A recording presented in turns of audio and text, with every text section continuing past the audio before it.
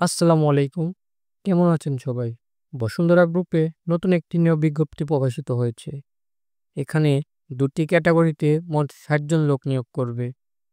নারী-পুরুষ সকলে এখানে আবেদন করতে পারবেন।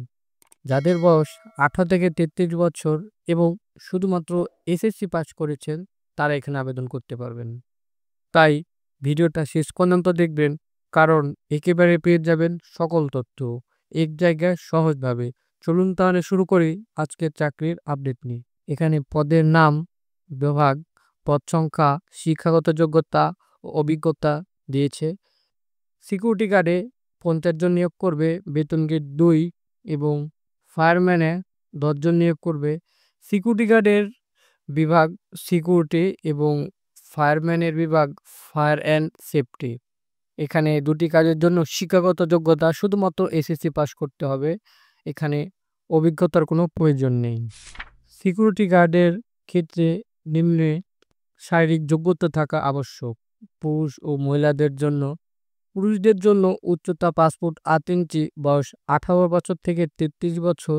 মহিলাদের জন্য উচ্চতা ৫ ফুট ৪ ইঞ্চি, বয়স ১৮ থেকে ৩৩ বছর। বেতন ও অন্যান্য সুবিধা পাবে সিকিউরিটি গার্ড। অভিজ্ঞ প্রার্থীদের আকর্ষণীয় বেতন ও ভাতা ধার্য করা হবে।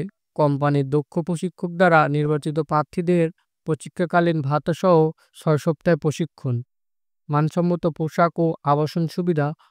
চাকরিকালীন সময় কোম্পানির প্রয়োজনে বাংলাদেশের যেকোনো স্থানে অবস্থিত বসুন্ধরা গ্রুপের যেকোনো প্রতিষ্ঠানে কাজ করার সম্মত হতে হবে।